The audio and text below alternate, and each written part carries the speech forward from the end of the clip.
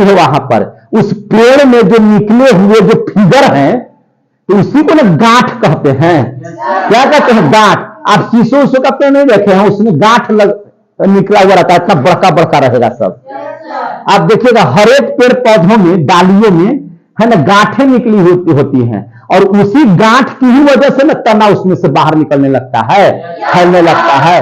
तो तना की सबसे बड़ी विशेषता और सबसे बड़ी पहचान क्या है कि उसमें क्या होना चाहिए? गांठ, नोड, इंटर नोड होना जरूरी है। गांठ को ही हम लोग क्या कहते हैं? नोड और इंटर नोड। बात समझ आ गई ना?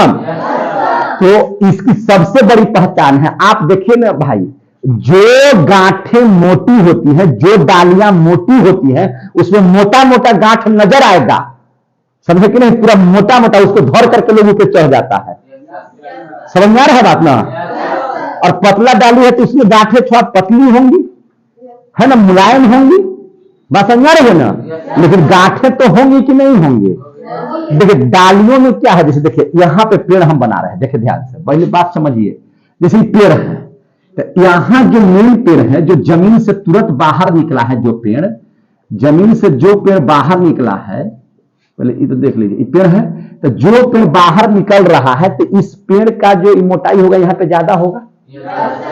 अब जैसे देख लीजिए, यहां से मान के चलिए कि कुछ शाखा फूटा, कुछ क्या फूटा? शाखा फूटा। तो इस मान के चलिए कि इसको यहां से और हटा करके यहां ऐसे निकाल दिए। तो इस चीज को और समझिए, यहां पे पहले इतना मोटा पेड़ था, लेकिन इस पेड़ से जो गांठें निकली और उससे जो डाली निकलिया, इसकी तुलना में तो थोड़ा पतला होगा। अब इस डाली को अगर हम और फैला दें, आगे की ओर ले जाएं, तो इस डाली को भी और ध्यान से देखिए, इसमें से जो निकलेगा वो और पतला होगा, इसमें से जो निकलेगा वो और पतला होगा। देख रहे हैं ना? और इस बात को समझिएगा, अब इस डाली में से जैसे डाली बढ़ रहा है, तो इस डाली में से भी जो डाली निकलेगी वो तो और पतली होगी, ये तो और पतली होगी। देख रहे हैं कि नहीं देख रहे हैं? तो पेड़ पौधों में डालियां ऐसी ही ना निकलती है। इसको तना, इसी को ना तना कहते हैं। डाली ही को क्या कहते हैं? तना।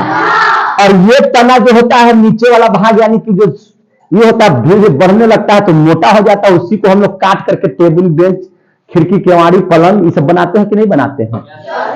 और इसके ठीक बगल में जैसे ई गया, तो इससे ही कुछ पतला हुआ, लेकिन इसमें भी कुछ धीरे धीरे जब मोटाने लगता है तो इसको भी काट काट के कुछ ना कुछ बनाते रहते हैं। इससे जो निकला वो और पतला होता है, जिसमें डंटा वगैरह बन जाता है। और डंटा में से जब और निकलेगा तो उसमें हम लोग दतवन उतवन का इस्तेमाल करते हैं।